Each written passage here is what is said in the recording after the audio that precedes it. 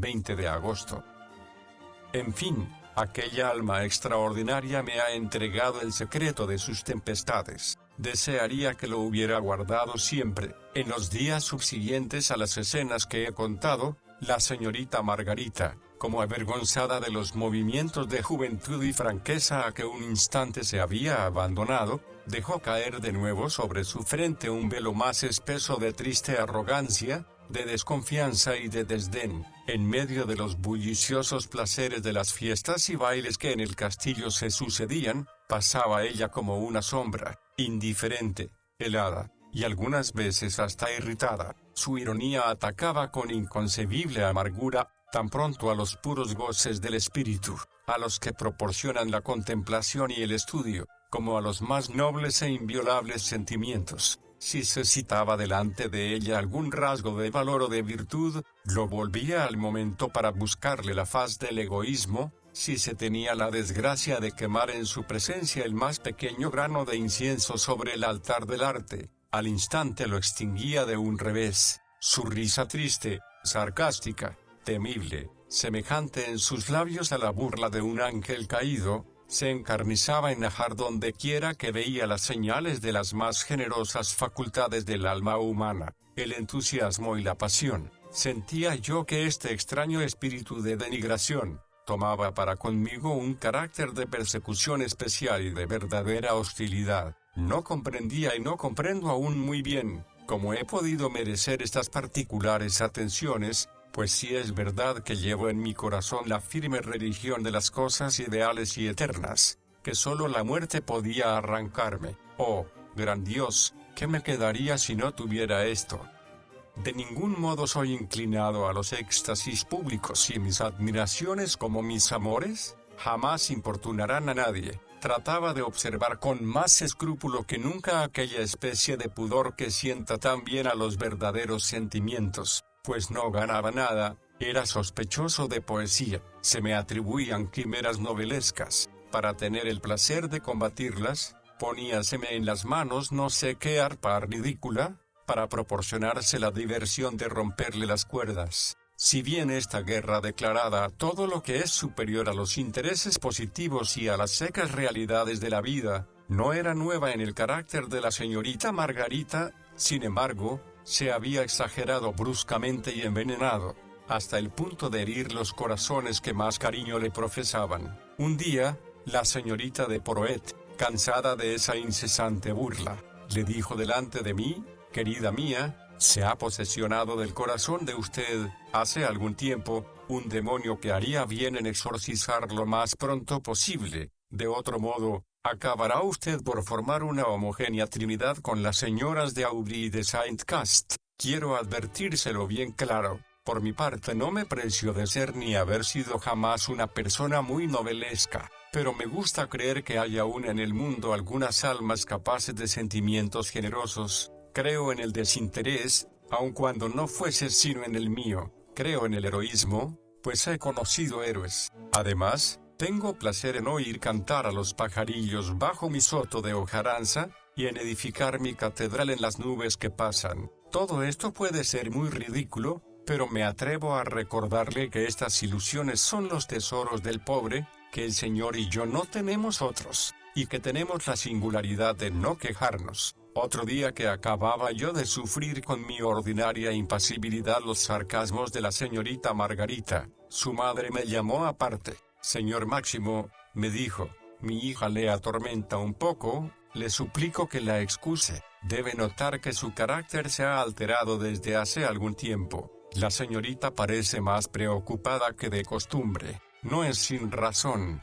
Dios mío, está a punto de tomar una resolución muy grave y ese es un momento en que el humor de las jóvenes queda entregado a la locura de las brisas». Inclinéme sin responder. «Usted es ahora», continuó la señora Laroque, «un amigo de la familia. Por esa razón le quedaré agradecidísima si me dice lo que piensa del señor de Bevallan». «El señor de Bevallan, señora, tiene, según creo, una muy buena fortuna, aunque un poco inferior a la de usted, pero muy buena sin embargo, cerca de 140.000 francos de renta». «Sí, pero, ¿cómo juzga usted su persona, su carácter, señora?». El señor de Bevallan es lo que se llama un completo caballero, no le falta talento y pasa por un hombre galante. Pero ¿cree usted que haga feliz a mi hija? No creo que la haga desgraciada. Sería suponerle una alma depravada. ¿Qué quiere usted que haga? Dios mío, a mí no me gusta nada, pero es el único que no desagrada a Margarita. Y por otra parte, hay tan pocos hombres que tengan 100.000 francos de renta. Debe usted comprender que mi hija en su posición no ha dejado de tener pretendientes. Hace 2 o 3 años que estamos literalmente sitiadas. Pues bien, es menester acabar. Yo estoy enferma, puedo morirme de un día a otro. Mi hija quedaría sin protección. Además, este es un matrimonio en que se reúnen todas las conveniencias que la sociedad aprobará ciertamente, y yo sería culpable si no consintiera en él. Se me acusa ya de inspirar a mi hija ideas novelescas. La verdad es que yo nada la inspiro. Ella tiene una cabeza completamente suya. En fin, ¿qué es lo que me aconseja usted? ¿Me permitirá, señora, preguntarle cuál es la opinión de la señorita de Porhoët? Es una persona llena de juicio y de experiencia y que además le profesa a usted un gran cariño. Si he de creer a la señorita de Porhoët, enviaría muy lejos al señor de Bevallan, pero habla muy fácilmente. Cuando él se haya marchado no será ella quien casará a mi hija. Dios mío, señora, desde el punto de vista de la fortuna, el señor de Bevallan es ciertamente un partido poco común, es preciso no disimulárselo. Y si quiere usted rigurosamente 100.000 libras de renta, para mí lo mismo son 100.000 libras de renta que 100 cuartos, mi querido señor. Pero no se trata de mí, sino de mi hija. Yo no puedo darla a un albañil, ¿no es así? A mí me habría gustado ser la mujer de un obrero, pero lo que habría hecho mi felicidad, es probable que no haga la de mi hija, y al casarla, debo consultar las ideas generalmente recibidas, no las mías. Pues bien, señora, si este casamiento le conviene, y conviene igualmente a su señorita hija, pero no, si él no me conviene, y no conviene a mi hija, es un casamiento, Dios mío, es un casamiento de conveniencia, eso es todo. ¿Debo comprender que es una cosa completamente arreglada? No, puesto que le pido consejo. Si lo estuviera, mi hija estaría más tranquila. Esas fluctuaciones son las que la trastornan, y además, la señora de Laroque, sumergiéndose en la sombra de la pequeña cúpula que domina su sillón, agregó, ¿tiene usted alguna idea de lo que pasa en esa desgraciada cabeza? Ninguna, señora. Su mirada chispeante se fijó sobre mí durante un momento, arrojó un profundo suspiro y me dijo con un tono dulce y triste, váyase, señor, no le detengo más. La confidencia con que acababa de ser honrado no me sorprendió. Hacía ya algún tiempo que la señorita Margarita consagraba visiblemente al señor de Bevallan todo el resto de simpatía que conserva aún por la humanidad. Estos testimonios, sin embargo, parecían más bien señal de una preferencia amistosa que la de una apasionada ternura. Es menester decir, además, que esta distinción se explica fácilmente. El señor de Bevallan, a quien jamás estimé y de quien he hecho, a pesar mío, en estas páginas, más bien la caricatura que el retrato, reúne el mayor número de cualidades y defectos que habitualmente atraen el sufragio de las mujeres. La modestia le falta absolutamente, lo que le viene a las 1000 maravillas, pues las mujeres no la estiman. Tiene esa seguridad espiritual burlona y tranquila, que de nada se asusta, que intimida fácilmente, y que garantiza siempre, al que está dotado de ella, una especie de dominación y una apariencia de superioridad. Su talle derecho, sus gallardas facciones, su destreza en los ejercicios físicos, su renombre como batidor y cazador, le prestan una autoridad viril, que impone al sexo tímido. Hay por fin, en sus ojos un espíritu de audacia, de empresa y de conquista no desmentido por sus costumbres, que conmueve a las mujeres y subleva en sus almas secretos ardores.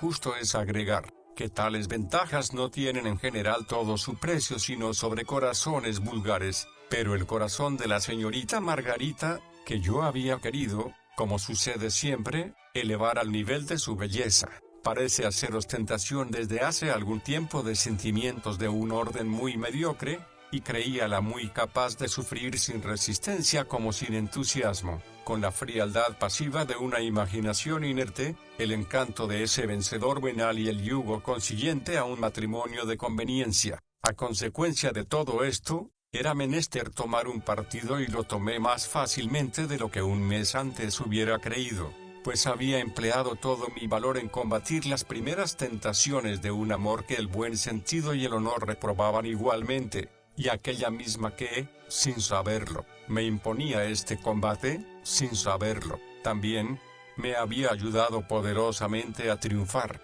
Si no había podido ocultarme su belleza, me había manifestado su alma, y la mía se había reconcentrado, pequeña desgracia sin duda para la millonaria joven, pero verdadera dicha para mí. Entretanto, hice un viaje a París donde me llamaban los intereses de la señora de Laroque, y los míos. Volví hace 2 días y al llegar al castillo, se me dijo que el anciano señor Laroque me llamaba con insistencia desde por la mañana. Pasé inmediatamente a su departamento. Desde que me divisó, una pálida sonrisa vagó por sus ajadas mejillas. Detuvo sobre mí una mirada en la que creí ver una expresión de maligna alegría y de secreto triunfo, diciéndome luego con voz sorda y cavernosa: «Señor, el señor de Saint-Cast ha muerto». Esta noticia que aquel singular anciano había querido darme él mismo, era exacta. En la noche precedente, el pobre general de Saint-Cast había sido atacado de una fuerte apoplejía, y 1 hora después era arrebatado a la existencia opulenta y deliciosa, que debía a su señora. Conocido apenas el suceso en el castillo, la señora de Aubry se había hecho transportar enseguida a casa de su amiga, y estas 2 compañeras, nos dijo el doctor Desmarest, habían conferenciado sobre la muerte, la rapidez de sus golpes, la imposibilidad de preverlos o de garantirse contra ellos, la inutilidad de los pesares que a nadie resucitan, sobre el tiempo que todo lo consuela, acabando por una letanía de ideas originales y picantes, después de lo cual, habiéndose sentado a la mesa, habían recobrado fuerzas muy tranquilamente. «Vamos, coma usted, señora, es menester sustentarse, Dios lo quiere así», decía la señora de Aubry. A los postres, la señora de Saint-Cast hizo subir una botella de un vinillo de España que el pobre general adoraba, en consideración a lo cual suplicaba a la señora Aubry lo probara, rehusando obstinadamente la señora de Aubry a probarlo sola. La señora de Saint-Cast se había dejado persuadir que Dios quería que también ella bebiese un poco de vino de España con un bizcochito. No se brindó por la salud del general. Ayer por la mañana, la señora de Laroque y su hija, estrictamente vestidas de luto, montaron en carruaje. Yo tomé un lugar a su lado. A las 10 nos hallábamos en la pequeña ciudad vecina. Mientras yo asistía a los funerales del general, las señoras se reunían con la señora de Aubry para formar alrededor de la viuda el círculo de costumbre. Acabada la triste ceremonia, volví a la casa mortuoria y fui introducido con algunos amigos íntimos en el célebre salón cuyo mueblaje cuesta 15.000 francos. En el centro de una fúnebre media luz, distinguí sobre un canapé de 1.200 francos, la sombra inconsolable de la señora de Saint-Cast, envuelta en amplios crespones, cuyo precio no tardaremos en conocer. A su lado se hallaba la señora de Aubry presentando la imagen de la más intensa postración física y moral. Una media docena de parientas y de amigas completaban aquel grupo doloroso, mientras nosotros nos colocábamos en fila a la otra extremidad del salón. Hubo algún ruido de refregones de pie y algunos crujidos del pavimento. Luego un melancólico silencio reinó de nuevo en el fúnebre recinto. De tiempo en tiempo solamente se elevaba del canapé un suspiro lamentable que la señora de Aubry repetía como un eco fiel. En fin apareció un joven que se había retardado un poco en la calle tomándose tiempo para acabar un cigarro que había encendido al salir del cementerio. Se deslizaba discretamente en nuestras filas, cuando la señora de Saint-Cast lo notó. «¿Es usted, Arturo?», dijo con una voz semejante a un soplo. «Sí, mi tía», dijo el joven, avanzando como centinela al frente de nuestra línea. «¿Se acabó todo?». respondió la viuda con el mismo tono quejumbroso y lánguido. Sí, mi tía, respondió con acento breve y deliberado el joven Arturo, que parece un mozo bastante satisfecho de sí mismo. Hubo una pausa. Enseguida la señora de Saint Cast sacó del fondo de su alma expirante esta nueva serie de preguntas.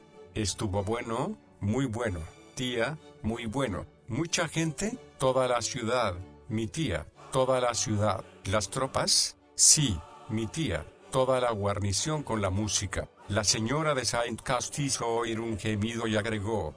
¿Y los bomberos? Los bomberos también, mi tía. Sin duda alguna, ignoro lo que este último detalle podría tener de particularmente desgarrador para el corazón de la señora de Saint Cast, pero no pudo resistir a él. Un desmayo súbito, acompañado de un vaido infantil, llamó a su alrededor todos los recursos de la sensibilidad femenil y nos proporcionó la ocasión de retirarnos. Yo por mi parte no tuve reparo en aprovecharme de ella. Me era insoportable ver aquella ridícula furia ejecutar sus hipócritas farsas sobre la tumba del hombre débil, pero bueno y leal, cuya vida había emponzoñado y muy indudablemente acortado. Más tarde, la señora de Laroque me propuso la acompañara a la alquería de Langoat, que está situada 5 o 6 leguas más lejos, en dirección a la costa. Tenía la intención de ir a comer allí con su hija, la arrendataria, que había sido nodriza de la señorita Margarita, estaba enferma y proyectaban así a largo tiempo darle este testimonio de interés. Partimos a las 2 de la tarde. Era uno de los más ardientes días de verano.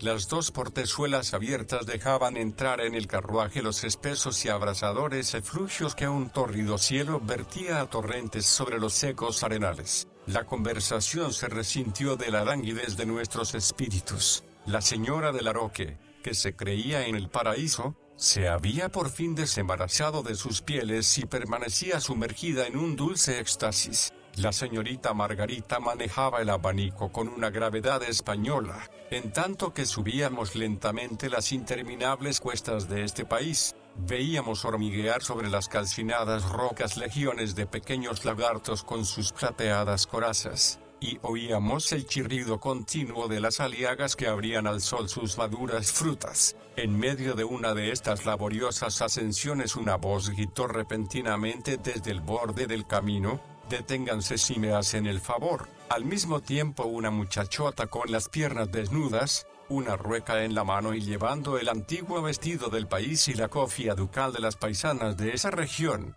franqueó rápidamente el foso, espantó, al pasar, algunos carneros, cuya pastora aparecía, y vino a plantarse con cierta gracia sobre el estribo, presentándonos en el cuadro de la portezuela su fisonomía bronceada, resuelta y sonriente. «Excúsenme, señoras», dijo con el tono breve y melodioso que caracteriza el acento de la gente del país, «¿me harían el placer de leerme esto?», y sacó de su corpiño una carta plegada a la antigua.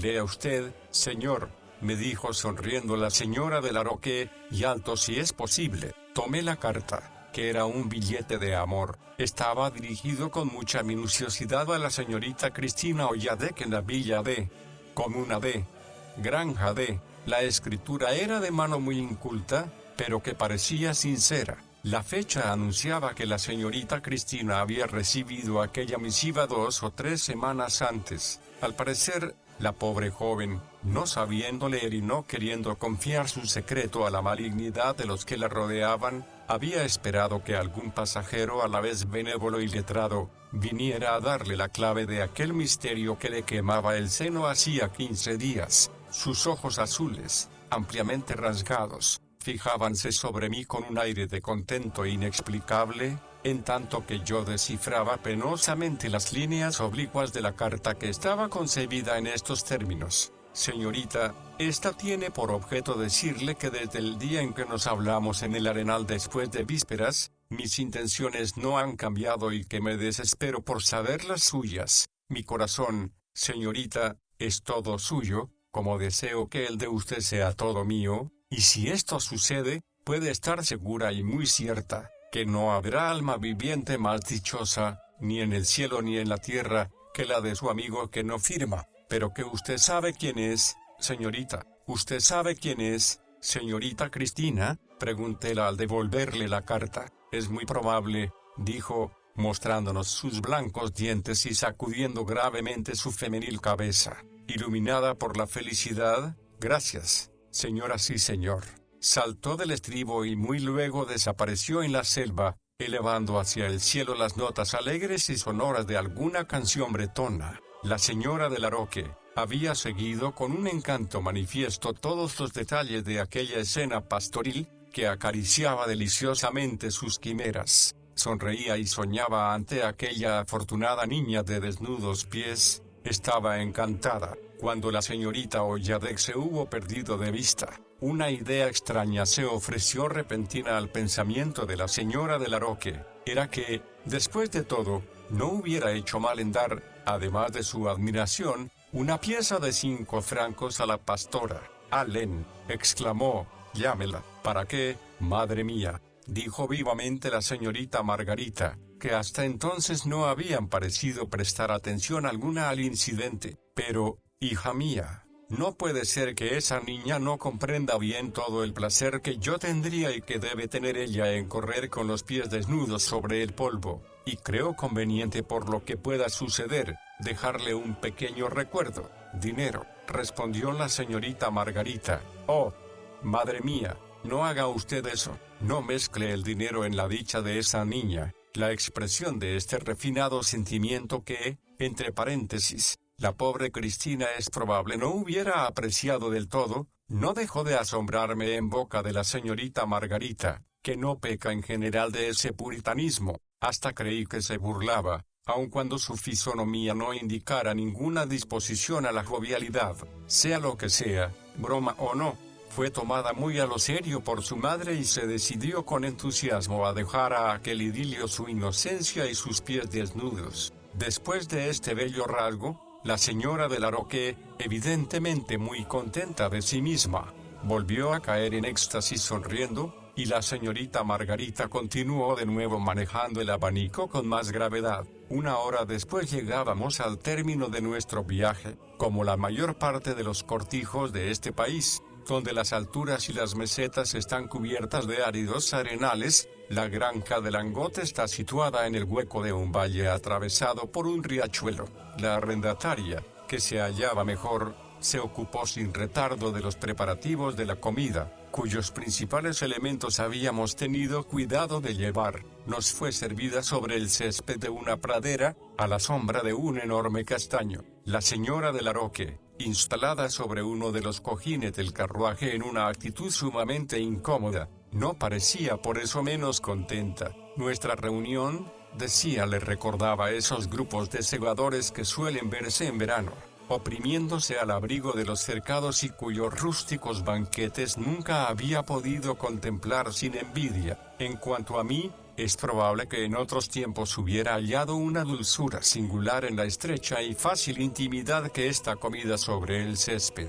como todas las escenas de este mismo género, establecen siempre entre los convidados, pero alejaba, con un penoso sentimiento de violencia, este encanto demasiado sujeto al arrepentimiento, y el pan de fugitiva fraternidad me parecía amargo. Cuando acabamos de comer, ¿ha subido usted alguna vez allá arriba?, me dijo la señora de Laroque, designando la cumbre de una colina muy elevada que domina la pradera. «No, señora, ha hecho usted muy mal. Vese desde allí un magnífico horizonte. En tanto que se pone el tiro, Margarita puede acompañarle». «¿No es así, Margarita?». «Yo, madre mía, no he ido sino una vez y hace largo tiempo.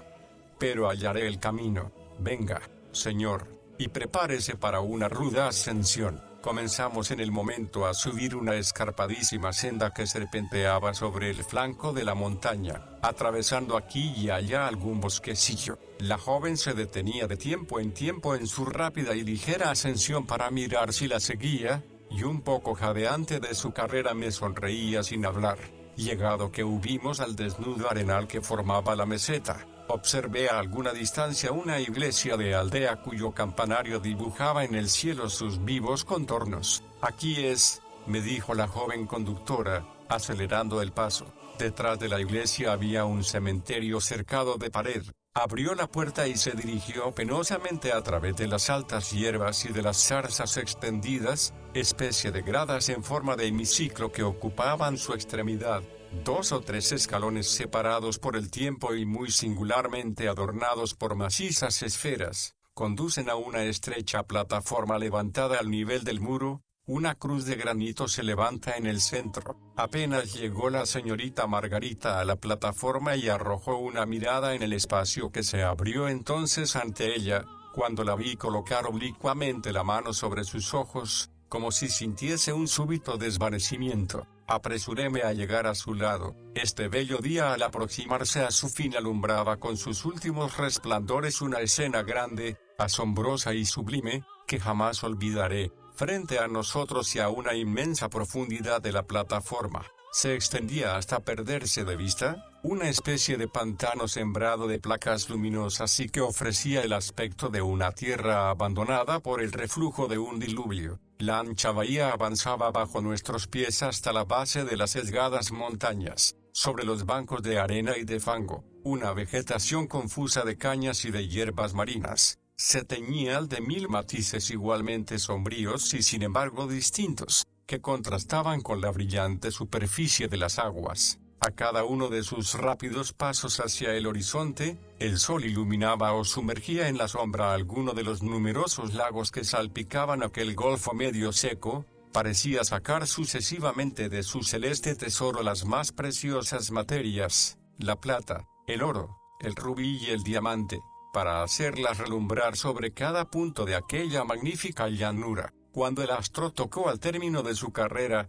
una banda vaporosa y ondeada que bordaba a lo lejos el límite del extremo de los pantanos, purpureóse de repente con la luz del incendio y guardó por un momento la irradiada transparencia de una nube surcada por el rayo. Hallábame entregado todo entero a la contemplación de este cuadro verdaderamente sellado por la grandeza divina, y que atravesaba como un rayo más el recuerdo de César, cuando una voz baja como oprimida murmuró cerca de mí: «Dios mío, esto es magnífico». Muy lejos estaba yo de esperar de mi joven compañera esta efusión simpática. Me volví hacia ella con la prontitud de una sorpresa que no disminuyó cuando la alteración de sus facciones y el ligero temblor de sus labios me manifestaron la sinceridad profunda de su admiración. «¿Confiesa usted que esto es bello?», le dije. Ella sacudió la cabeza, pero en el mismo instante 2 lágrimas destacábanse lentamente de sus grandes ojos.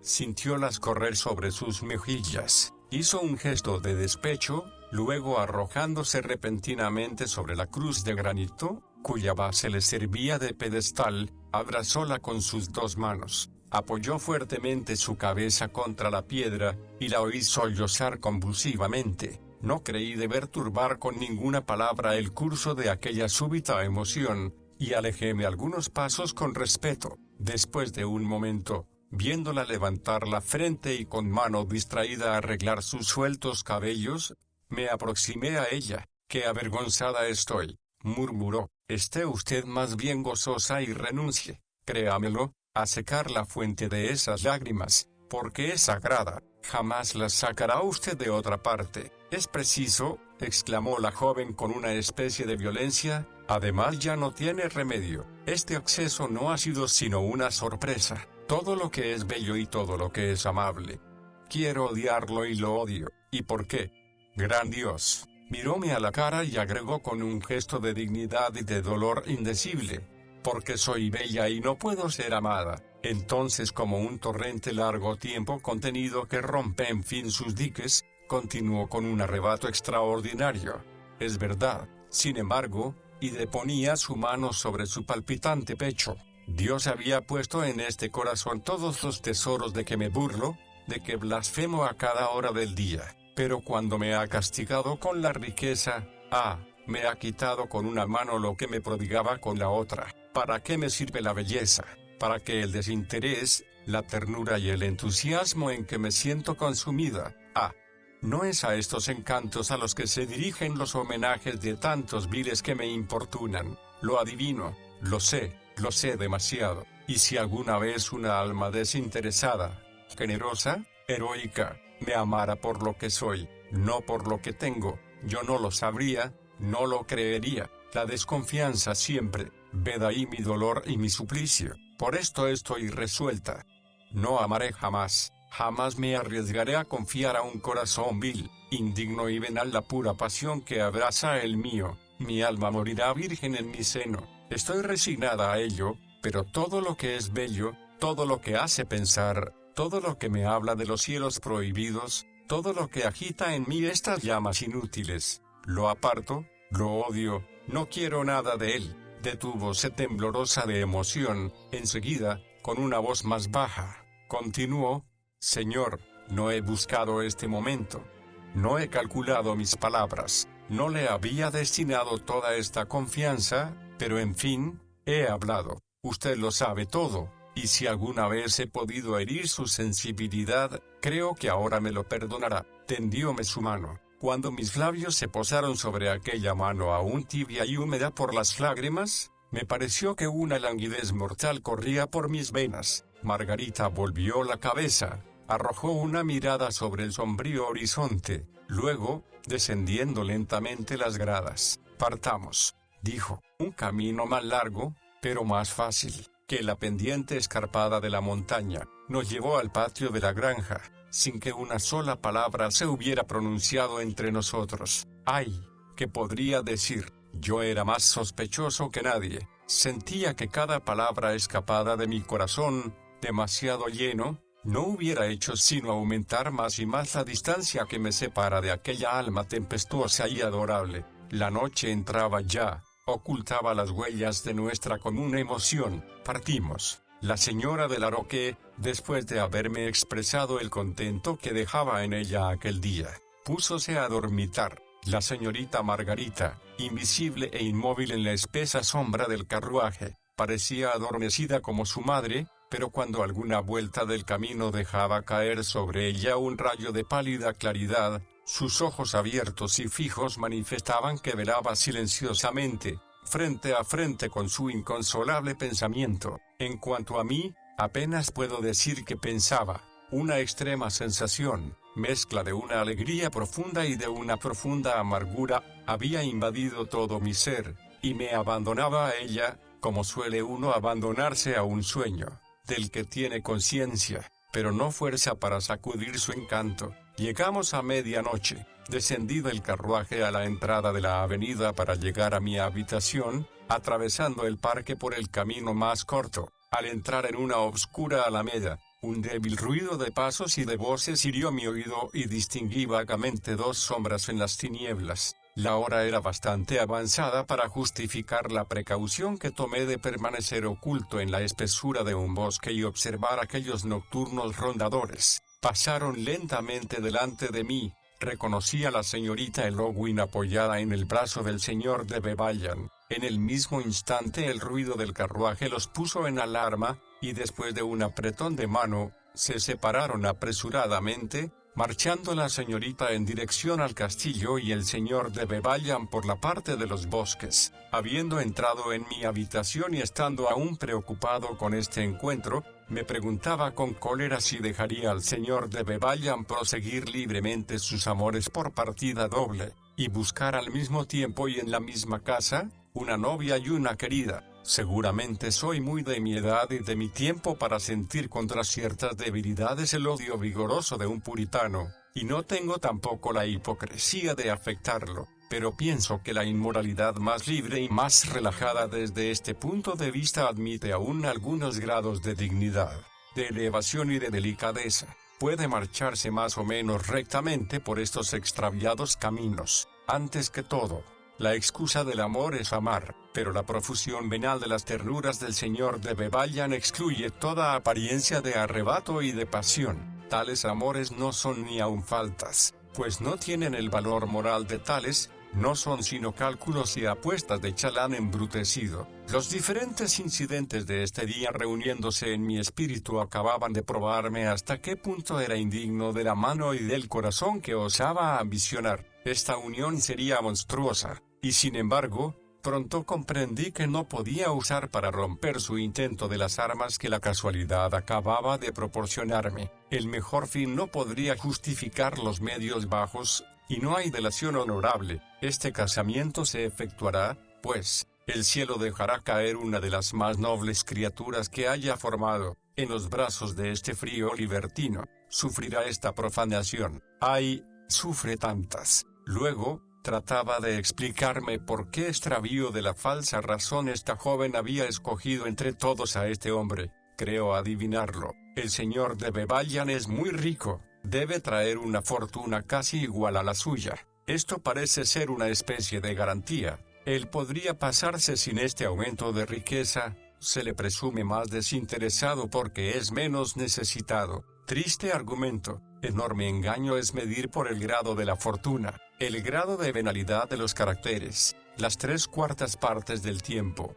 La avidez se hincha con la opulencia, y los más mendigos no son los más pobres. No había, sin embargo, ahora alguna apariencia de que la señorita Margarita pudiera por sí sola abrir los ojos sobre la indignidad de su elección y hallar en alguna inspiración secreta de su propio corazón el consejo, que me era prohibido sugerirle. No podía levantarse repentinamente en aquel corazón un sentimiento nuevo, inesperado, que de un soplo redujera a la nada las vanas resoluciones de la razón. Este mismo sentimiento no había nacido ya, y no había recogido yo irrecusables testimonios de él, tantos caprichos extravagantes, tantas dudas, combates y lágrimas de que desde algún tiempo había sido el objeto o el testigo, denunciaban, sin duda, una razón vacilante y poco dueña de sí misma. No era tan novicio en la vida para ignorar que una escena como aquella de que la casualidad me había hecho en esa noche misma el confidente y casi el cómplice, por poco premeditada que sea, no estalla jamás en una atmósfera de indiferencia.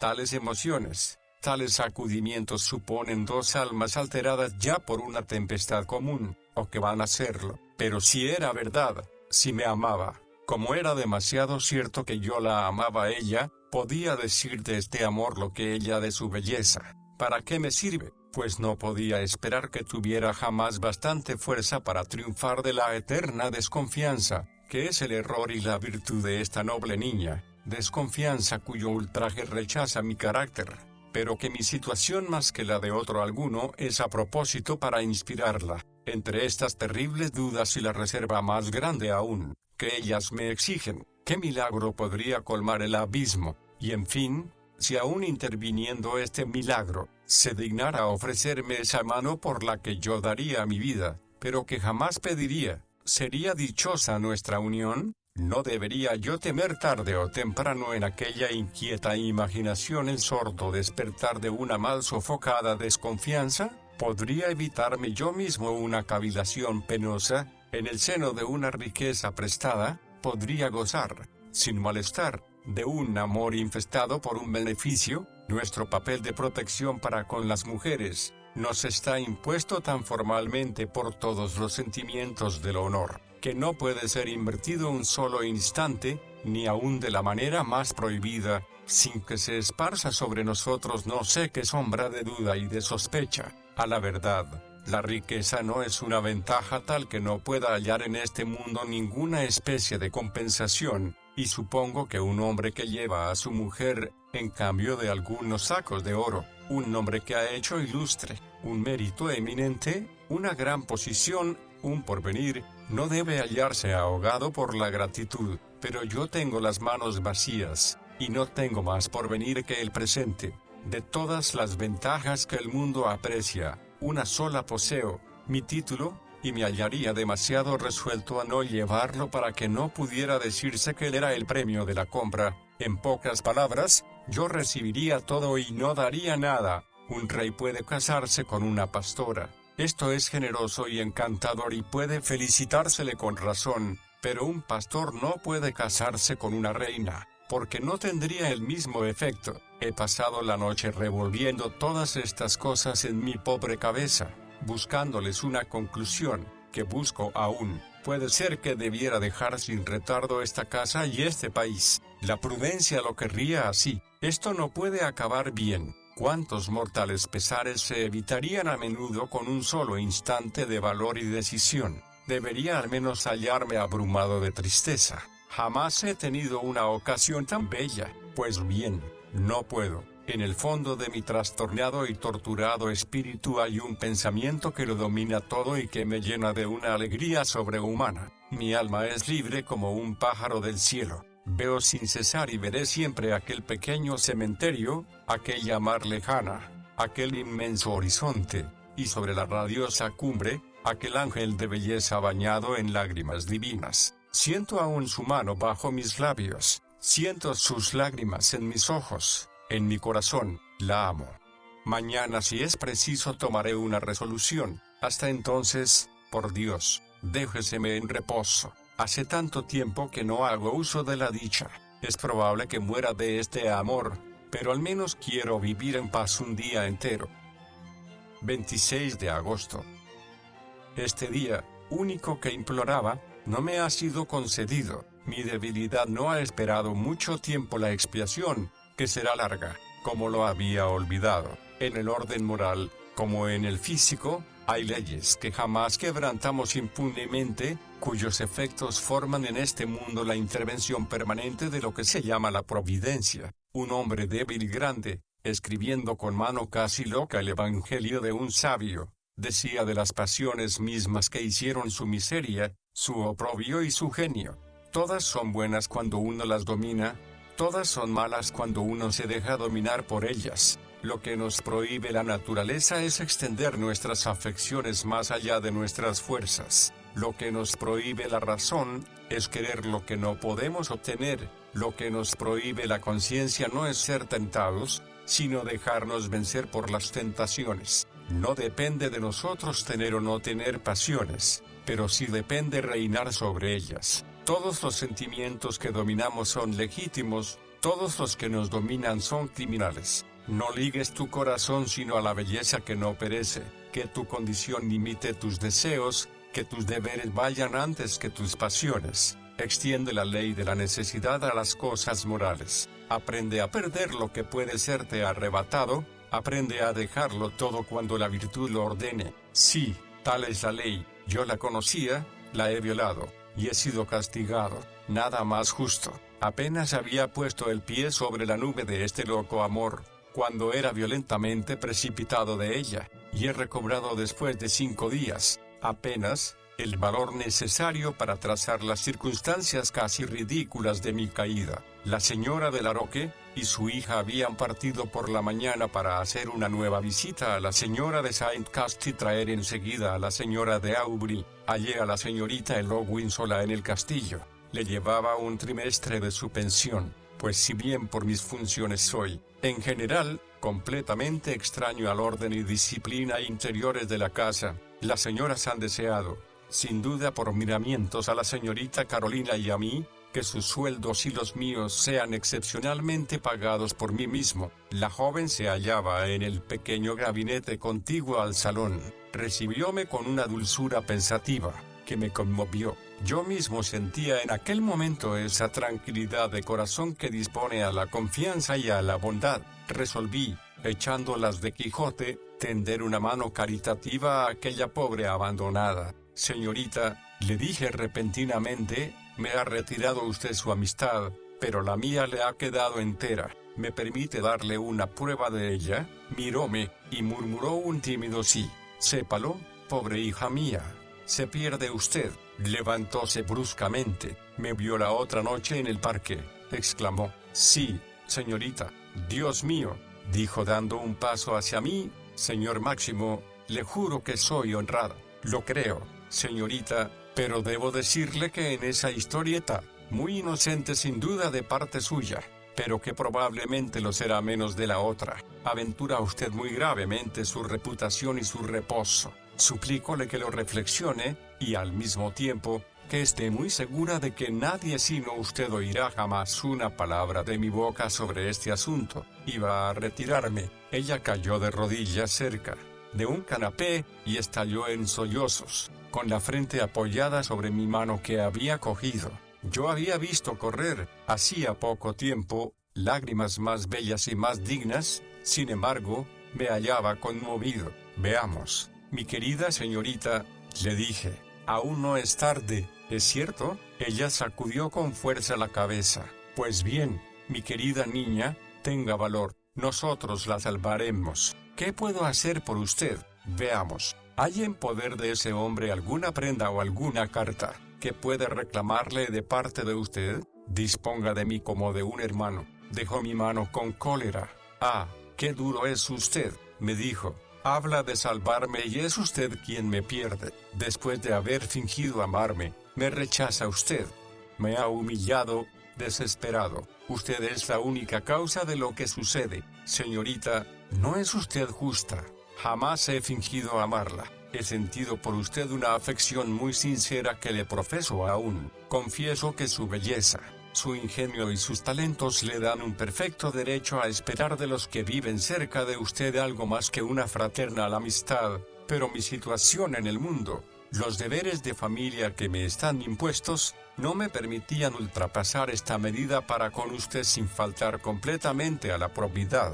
Le digo francamente, que la hallo encantadora y le aseguro que manteniendo mis sentimientos hacia usted en el límite que la lealtad me lo exigía, no he dejado de contraer un gran mérito. No veo en esto nada de muy humillante para usted. Lo que podría humillarla con muy justo título, señorita, es verse amada por un hombre muy resuelto a no casarse con usted. Arrojóme una mirada diabólica. ¿Qué sabe usted de eso? Dijo, no todos los hombres son corredores de fortuna. Ah, ¿será usted acaso una perversa? Señorita Elohim, le dije con mucha calma. Siendo eso así, tengo el honor de saludarla. Señor Máximo, exclamó precipitándose repentinamente para detenerme, perdóneme, tenga piedad de mí. Compréndame, soy tan desgraciada. Figúrese lo que puede ser el pensamiento de una pobre criatura como yo, a quien se ha tenido la crueldad de darle un corazón, un alma y una inteligencia, y que no puede usar de todo esto sino para sufrir y para odiar. ¿Cuál es mi vida? ¿Cuál es mi porvenir?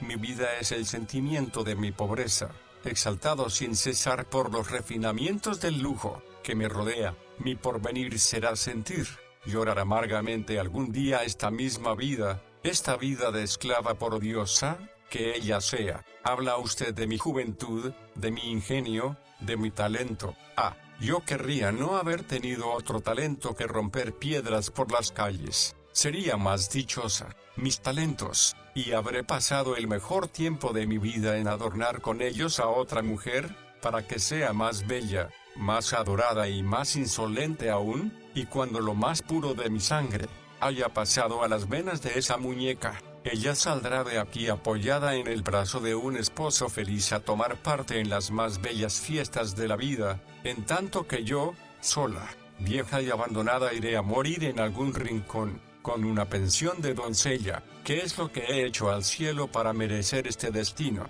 Veamos, ¿por qué no he de ser feliz como esas mujeres? ¿No valgo tanto como ellas? Si soy tan mala, es porque la desgracia me ha ulcerado, es porque la injusticia me ha ennegrecido el alma. Yo nací tan dispuesta como ellas, más acaso, para ser buena, amante y caritativa. Oh, Dios mío, los beneficios cuestan poco cuando uno es rico, y la benevolencia es fácil a los dichosos. Si yo estuviera en su lugar, y ellas en el mío, me odiarían, como yo las odio. Nadie ama a sus amos. Ah, esto es horrible, ¿no es verdad? Yo también lo sé y eso es lo que me anonada. Siento mi abyección, me sonrojo de ella, y la conservo. Ay, ¿va usted a despreciarme ahora más que nunca, señor?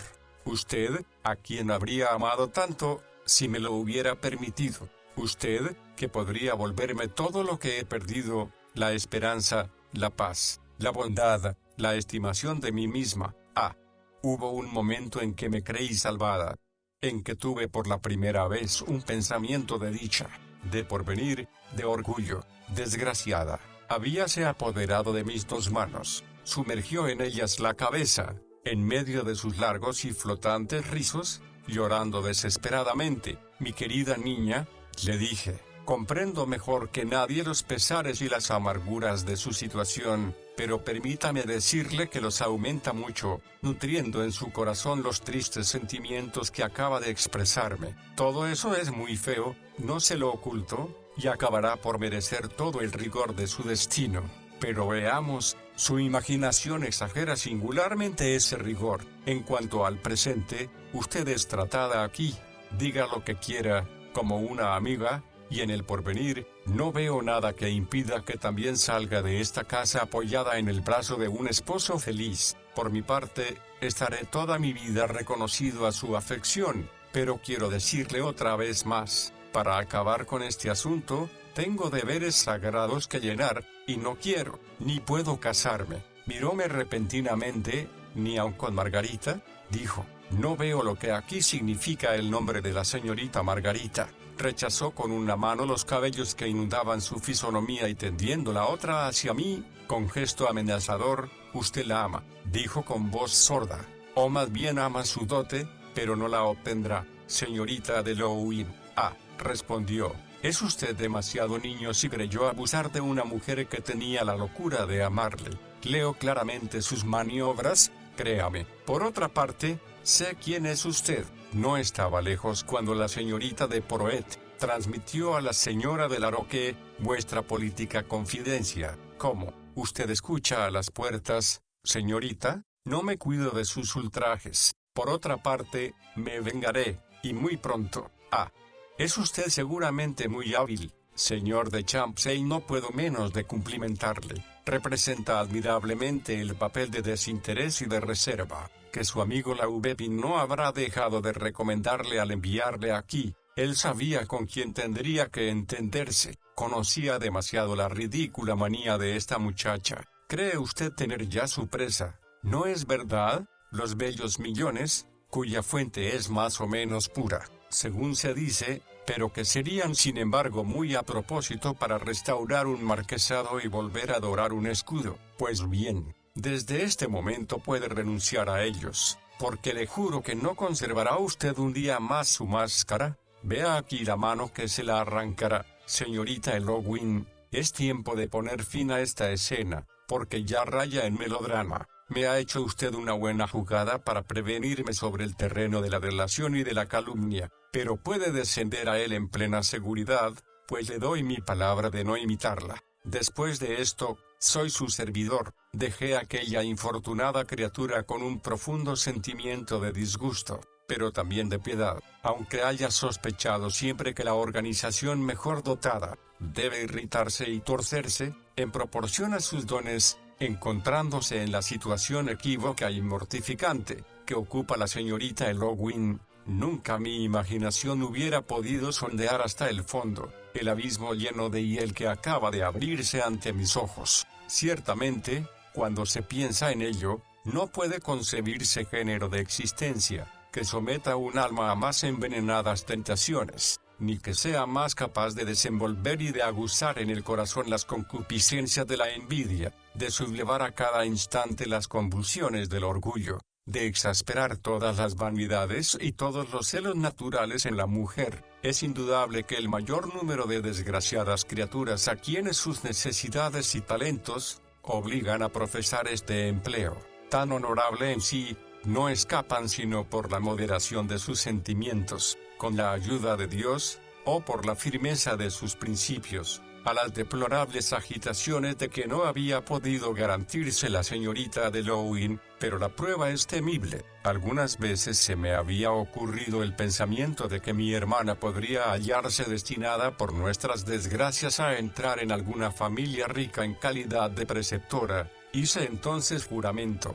sea cual fuere el porvenir que nos estuviera reservado, de dividir con Helena, la más pobre guardilla, el pan más amargo del trabajo, antes que dejarla sentarse al festín envenenado de esa opulenta y odiosa servidumbre. Entretanto, si tenía la firme determinación de dejar el campo libre a la señorita Elowin y de no entrar por ningún precio en las recriminaciones de una lucha degradante, no podía contemplar sin inquietud las consecuencias probables de la guerra desleal que acababa de declararme. Estaba evidentemente amenazado en lo que tengo de más sensible, en mi amor y en mi honor, dueña del secreto de mi vida, y del secreto de mi corazón, mezclando, con la pérfida habilidad de su sexo, la verdad y la mentira. La señorita Elowin podía fácilmente presentar mi conducta bajo un aspecto sospechoso, volver contra mí hasta las precauciones y los escrúpulos de mi delicadeza, y presentar mis acciones más inocentes bajo el color de una intriga meditada. Me era imposible saber con precisión qué giro daría a su malevolencia, pero la conocía lo bastante para estar seguro que no se engañaría en la elección de los medios. Conocía mejor que nadie los puntos débiles de las imaginaciones que trataba de herir. Poseía sobre el espíritu de la señorita Margarita y sobre el de su madre, el imperio natural del disimulo sobre el candor. Gozaba cerca de ellas de toda la confianza que nace de un largo hábito y de una intimidad cotidiana, y sus amas, para emplear su lenguaje, no podrían sospechar bajo las exterioridades de graciosa jovialidad y de obsequioso agasajo, de que se rodea con un arte consumado, el frenesí de orgullo y de ingratitud que roe a aquella alma miserable. Era demasiado verosímil que una mano tan segura y tan sabia vertería sus venenos con éxito completo en corazones así preparados. A la verdad, la señorita Eowyn podía temer, cediendo a su resentimiento,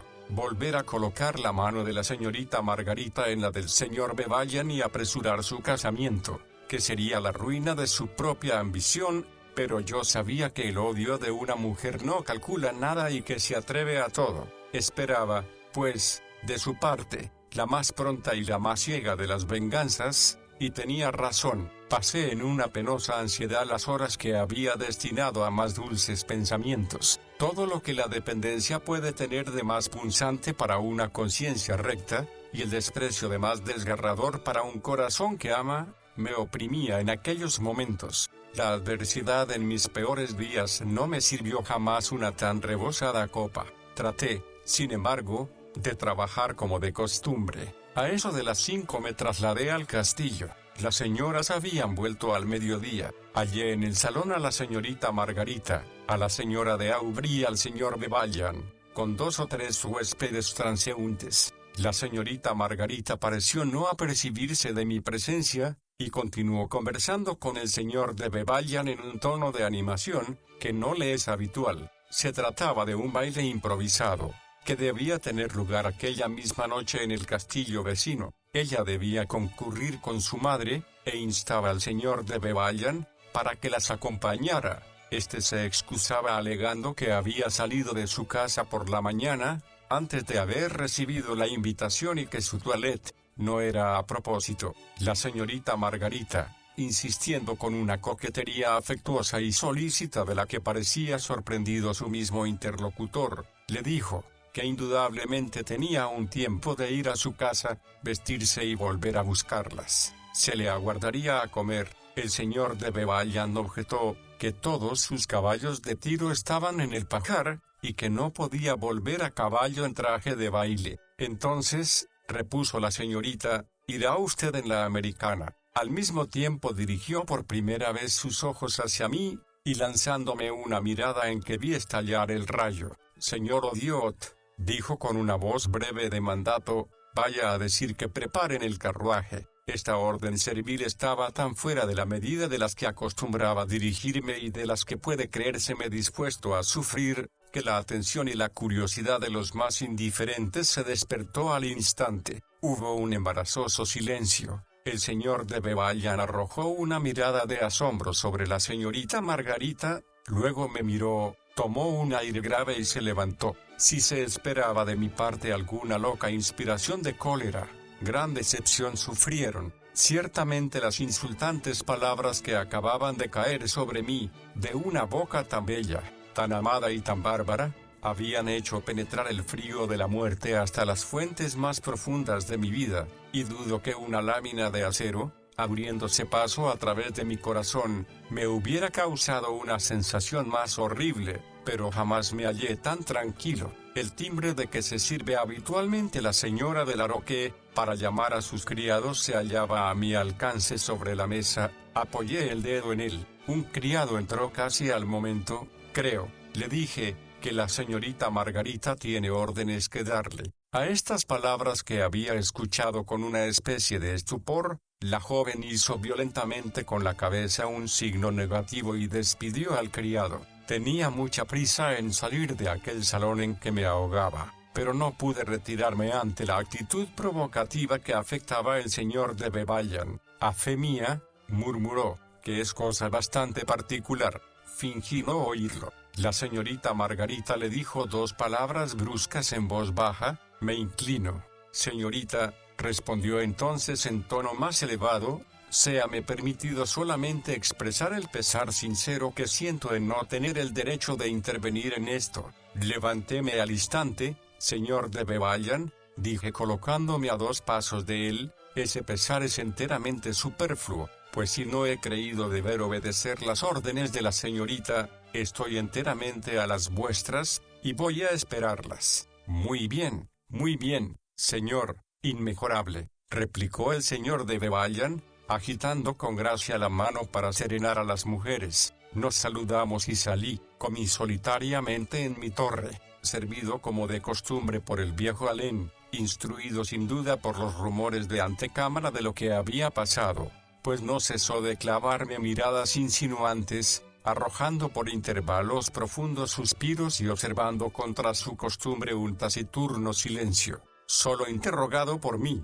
me hizo saber que las señoras habían decidido no ir al baile aquella noche. Terminada mi breve comida, ordené un poco mis papeles y escribí 2 palabras al señor Laubepin, para en todo caso le recomendaba a Helena. La idea del abandono en que la dejaría en caso de una desgracia, me laceraba el corazón, sin alterar en lo más mínimo mis inmutables principios. Puedo engañarme, pero he pensado siempre que el honor, en nuestra vida moderna, domina toda la jerarquía de los deberes, suple hoy a tantas virtudes medio borradas en las conciencias, a tantas creencias casi muertas, juega en el estado de nuestra sociedad un papel tan tutelar, que jamás pasará por mi imaginación la idea de debilitar sus derechos, de discutir sus decretos ni de subordinar sus obligaciones. El honor, en su carácter indefinido, es alguna cosa superior a la ley y a la moral. No se le razona, se lo siente, es una religión. Si no tenemos ya la locura de la cruz, conservemos la locura del honor. Además, no hay sentimiento profundamente infiltrado en el alma humana, que si bien se medita, no sea sancionado por la razón. Es mejor, en todo caso, una niña o una mujer solas en el mundo, que protegida por un hermano o por un marido deshonrado. Esperaba de un momento a otro algún mensaje del señor de Bevallan. Preparábame a pasar a la casa del preceptor de la villa, que es un oficial joven, herido en Crimea, y pedirle su concurso, cuando llamaron a mi puerta. El que entró fue el señor de Bevallan. Su fisonomía expresaba como un débil matiz de embarazo, una especie de bonomía franca y alegre. Señor, me dijo en tanto que yo le contemplaba con una sorpresa bastante viva, este paso le parecerá un poco irregular, pero por suerte tengo una hoja de servicios, que a Dios gracias, pone mi valor al abrigo de toda sospecha. Por otra parte, tengo motivo para sentir esta noche un contento tal, que no deja lugar alguno en mi corazón para la hostilidad o el rencor. En fin, obedezco a órdenes, que deben serme más que nunca sagradas. En resumen, vengo a tenderle la mano.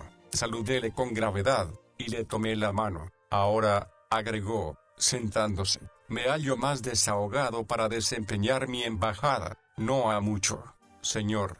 La señorita Margarita le ha dado en un momento de distracción, algunas instrucciones, que no eran seguramente del deber de usted. La susceptibilidad de usted se ha sublevado muy justamente, lo reconocemos, y las señoras me han encargado le haga aceptar sus disculpas. Sentirían mucho que un error momentáneo les privara de sus buenos oficios, apreciados por ellas en todo su valor, y rompiera relaciones que consideran de un precio infinito. Por mi parte, señor, he adquirido esta noche con gran alegría el derecho de unir mis instancias a las de aquellas señoras. Los votos que desde hace largo tiempo hacía, acaban de ser aceptados, y le estaré personalmente reconocido si no mezcla a los recuerdos dichosos de esta noche, el de una separación que sería a la vez perjudicial y dolorosa a la familia en que tengo el honor de entrar. Señor, no puedo menos que ser muy sensible a los testimonios que me rinde en nombre de esas señoras y en el suyo, pero me perdonará que no responda inmediatamente a ellos.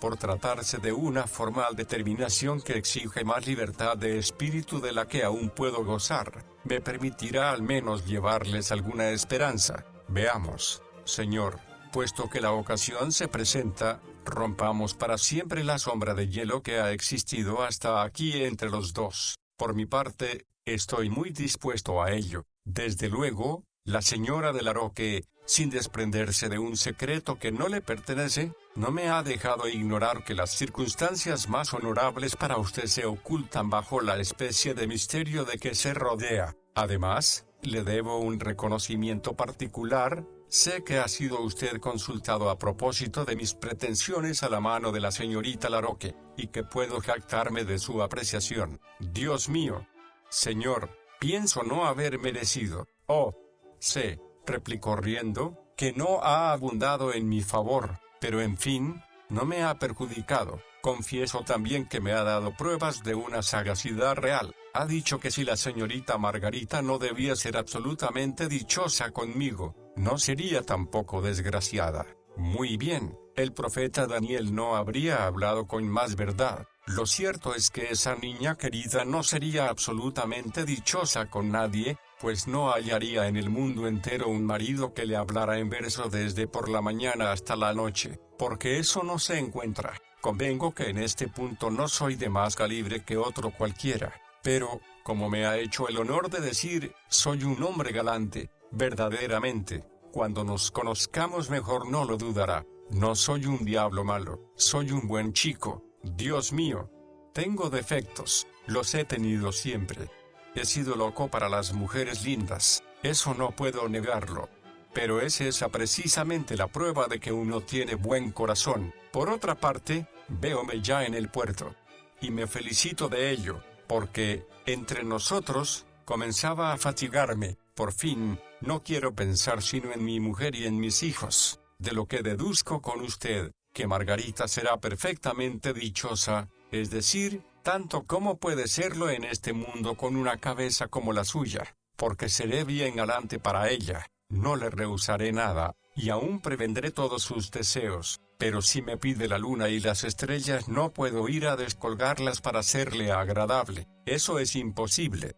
Ahora mi querido amigo, deme una vez más su mano. Se la di, levantóse, espero que ahora se quedará. Veamos, desarrúgueme un poco esa frente. Nosotros le haremos la vida tan dulce como sea posible, pero es preciso condescender un poco. ¿Qué diablo? Gusta a usted mucho su tristeza. Vive, perdóneme la palabra, como un verdadero búho. Es usted una especie de español de esos que ya no se ven. Sacuda, pues, todo eso. Es usted joven, agradable, tiene entendimiento y talento. Aprovéchese un poco de todas esas cosas. ¿Por qué no hace usted la corte a la señorita de Lowin? Eso le divertirá. Es bonita, y se dejaría decir, pero diantres, yo olvido mi promoción a las grandes dignidades. Vamos, adiós, hasta mañana. ¿No es así? Hasta mañana, ciertamente. Y este hombre galante, que es una especie de español de los que ya no se ven, me abandonó a mis reflexiones. 1 de octubre.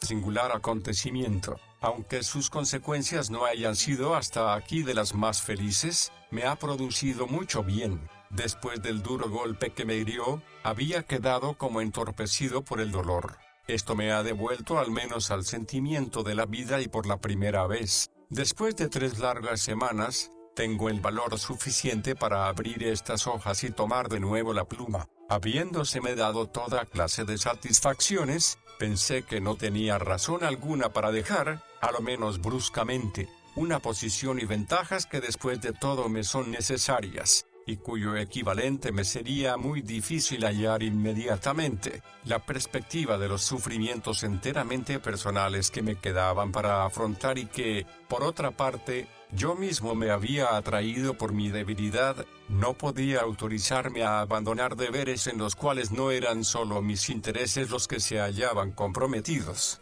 Además, no quería que la señorita Margarita pudiese interpretar mi súbita retirada por el despecho que causa la pérdida de una buena partida, y me hacía un punto de honor en mostrarle hasta el pie del altar una frente impasible. En cuanto al corazón, ella no lo vería. En fin, me contenté con escribir al señor Laubepin que mi situación podía hacérseme intolerable, bajo ciertas fases, de un instante a otro, y que ambicionaba ávidamente cualquier empleo, si menos retribuido, más independiente. Desde el día siguiente, me presenté en el castillo, donde el señor de Bevallan me acogió con cordialidad. Saludé a las señoras con toda la naturalidad de que puedo disponer.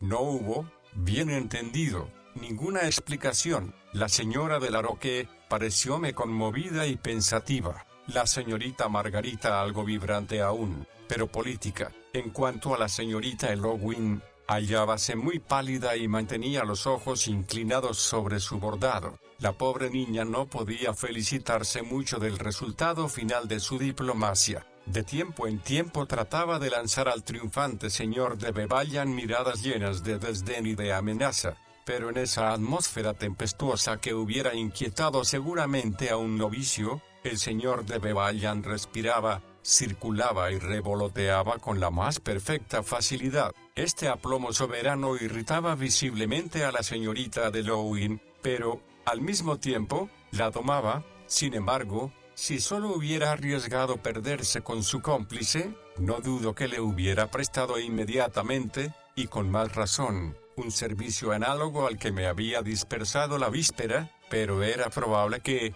cediendo a su celosa cólera y confesando su ingrata duplicidad, se perdiera sola, y tenía toda la inteligencia necesaria para comprenderlo. El señor de Bevallan, en efecto, no era hombre para haberse franqueado contra ella sin reservarse alguna arma severa, que, en caso necesario, usaría con inhumana sangre fría. La señorita Elowin podía decirse en verdad, que la víspera se había dado fe, bajo su sola palabra, a denuncias mucho más falsas, pero no ignoraba, que una mentira que adula o hiere el corazón, halla crédito más fácilmente que una verdad indiferente. Resignábase, pues, no sin sentir amargamente, lo supongo, pues comprendía que el arma de la traición se vuelve algunas veces contra la mano que la dirige. Durante este día y los que le siguieron me vi sometido a un género de suplicio, que había previsto, pero cuyos punzantes detalles no había podido calcular.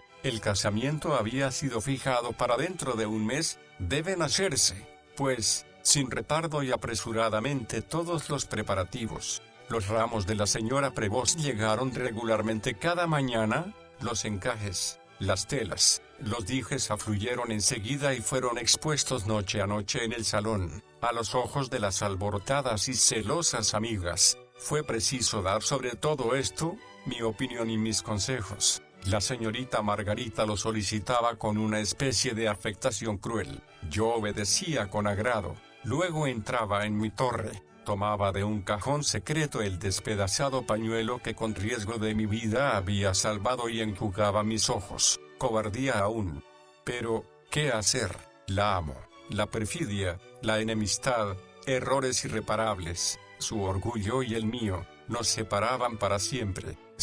Pero nada impedirá a este corazón vivir y morir por ella. Por lo que respecta al señor de Bevallan, no sentía odio alguno contra él. No lo merece. Es un alma vulgar pero inofensiva. Podía, a Dios gracias, recibir sin hipocresía las demostraciones de su trivial benevolencia y poner con tranquilidad mi mano entre las suyas. Pero si su nula personalidad escapaba a mi odio, sentía con una angustia profunda, desgarradora, hasta qué punto aquel hombre era indigno de la encantadora criatura que poseería muy luego, y a quien jamás comprendería. Expresar el cúmulo de pensamientos amargos, de sensaciones sin nombre que sublevaban mi alma y que sublevan aún la imagen próxima de esta odiosa y desigual alianza. No lo podré, ni lo osaré jamás. El amor verdadero tiene algo de sagrado, que imprime un carácter sobrehumano a los dolores como a las alegrías que nos da. Hay en la mujer que se ama no sé qué divinidad, cuyo secreto parece que uno solo posee,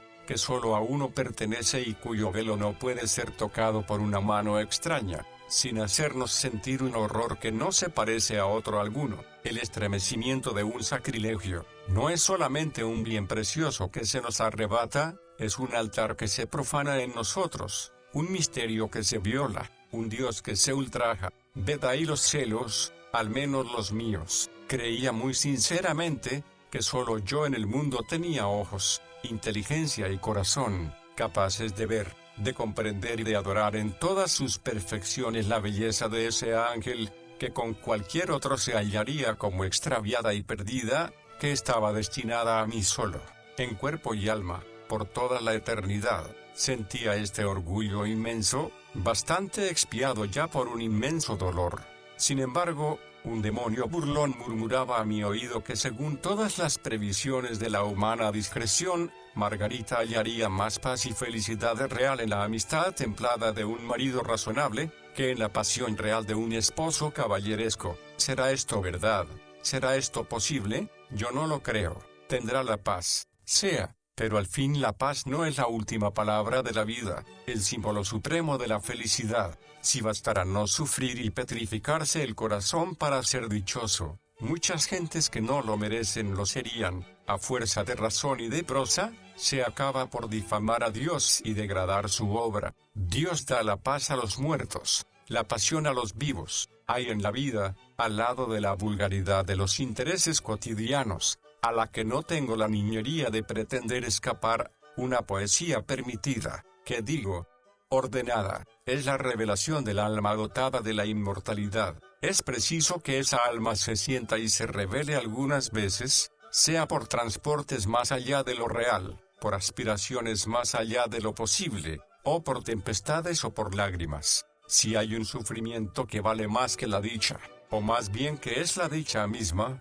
es el de una criatura viviente que conoce todas las turbaciones del corazón y todas las quimeras del pensamiento, y que divide estos nobles tormentos con un corazón igual, y un fraternal pensamiento. Ved ahí el drama que cada uno tiene el derecho, o para decirlo todo, el deber, de introducir en su vida, si tiene el título de hombre y quiere justificarlo. Por lo demás, la pobre niña no gozará esta misma paz tan ponderada, que la unión de dos corazones inertes y de dos imaginaciones heladas engendre el reposo de la nada. Lo concedo, pero la unión de la vida y de la muerte no puede sostenerse sin una violencia horrible y sin perpetuas amarguras. En medio de estas íntimas miserias, cuya intensidad se redobla cada día, solo hallaba algún consuelo al lado de mi pobre y vieja amiga la señorita de Poroet. Ella ignoraba o fingía ignorar el estado de mi corazón, pero, en alusiones encubiertas, y tal vez involuntarias, posaba ligeramente sobre mis llagas sangrientas la mano delicada e ingeniosa de la mujer. Ay, por otra parte, en esa alma, viviente emblema de la resignación y el sacrificio, y que parece flotar sobre la tierra, un desinterés, una tranquilidad y una dulce firmeza, que se derramaban sobre mí. Llegué a comprender su inocente locura, y aún asociarme a ella con una especie de ingenuidad. Inclinado sobre mi álbum me encerrábame con ella durante largas horas en su catedral, y respiraba allí por un momento los vagos perfumes de una ideal serenidad. Iba también a buscar casi todos los días en la casa de la anciana señorita, otro género de distracción. No hay trabajo al que el hábito deje de prestar algún encanto, para no hacer sospechar a la señorita de Poroet la pérdida definitiva de su pleito. Proseguía regularmente la exploración de sus archivos de familia. Descubría por intervalos en aquella selva de tradiciones y leyendas, rasgos de costumbres que despertaban mi curiosidad y transportaban por un momento mi imaginación a los tiempos pasados, lejos de la desconsoladora realidad. La señorita de Poroet, cuyas ilusiones eran sostenidas por mi perseverancia, me atestiguaba una gratitud que poco merecía, pues había acabado por hallar en aquel estudio, en adelante sin utilidad positiva, un interés que pagaba mi trabajo y que proporcionaba un solaz saludable a mis pesares. Entretanto, a medida que el término fatal se aproximaba, la señorita Margarita perdía la vivacidad febril de que había parecido animada desde el día en que el matrimonio quedó definitivamente arreglado. Recaía al menos por instantes, en su actitud familiar de otro tiempo, de dolencia pasiva y sombría meditación. Sorprendí una o dos veces sus miradas clavadas sobre mí con una especie de perplejidad extraordinaria. La señora de Laroque, por su parte, me miraba a menudo con aire de inquietud y de indecisión, como si hubiera deseado y temido al mismo tiempo entablar conmigo alguna conversación penosa. Anteayer, la casualidad hizo que me hallase solo con ella en el salón, habiendo salido bruscamente la señorita Elowin para dar una orden. La conversación indiferente en que nos hallábamos comprometidos cesó al instante como por un secreto acuerdo, después de un corto intervalo de silencio. «Señor», me dijo la señora de Laroque, con acento penetrado, «deposita usted muy mal sus confidencias». «Mis confidencias, señora, no puedo comprenderla. A excepción de la señorita de Poroet, nadie en el castillo ha recibido de mí ni la sombra de una confidencia». «Ay», respondió, «quiero creerlo». «Lo creo. Pero no es bastante». En el mismo instante entró la señorita Elowin, y todo quedó concluido. Al día siguiente, es decir, ayer muy temprano, había partido a caballo para vigilar en los alrededores el corte de algunos bosques. A eso de las 4 de la tarde volví en dirección al castillo, cuando en un brusco recodo del camino halléme súbitamente de frente a frente con la señorita Margarita. Estaba sola. Disponíame a pasar, saludándola, pero ella detuvo su caballo. «Qué bello día de otoño, señor», me dijo. «Sí, señorita. ¿Se pasea usted? Ya lo ve, uso de mis últimos momentos de independencia. Y aún abuso, pues me siento algo aburrida de mi soledad, pero Alén es necesario en casa. Mi pobre Mervyn está cojo. ¿Quiere usted reemplazarlos, por ventura?» «Con el mayor gusto». «¿A dónde va usted?» «No lo sé». Tenía la idea de llegar hasta la torre de Elwen, y señalaba con la punta de su látigo una cumbre brumosa que se elevaba a la derecha del camino. «Creo», agregó, «que jamás ha hecho usted esa peregrinación». «Es cierto, a menudo he tenido tentación de hacerla, pero sin saber por qué, la he aplazado hasta ahora». «Pues bien, eso nos viene perfectamente, pero es ya bastante tarde, y si gusta, es preciso apresurarse un poco». Volví la brida y partimos al galope. Mientras corríamos trataba de explicarme aquella inesperada fantasía, que no dejaba de parecerme un poco premeditada. Supuse que el tiempo y la reflexión habrían podido atenuar en el espíritu de la señorita Margarita la primera impresión de las calumnias que me habían levantado. Aparentemente había acabado por concebir algunas dudas sobre la veracidad de la señorita Elowin que se habían comprobado con la casualidad, para ofrecerme bajo una forma disfrazada una especie de reparación que se creía deberme, en medio de las preocupaciones que entonces me asaltaban. Daba escasa importancia al fin particular que nos proponíamos en aquel extraño paseo. Sin embargo, había oído a menudo citar a mi alrededor a la torre de Elwen, como una de las ruinas más interesantes del país, y jamás había recorrido ninguno de los dos caminos que de Rennes o de Joselin se dirigen hacia el mar, sin contemplar con ávida mirada esa masa indecisa,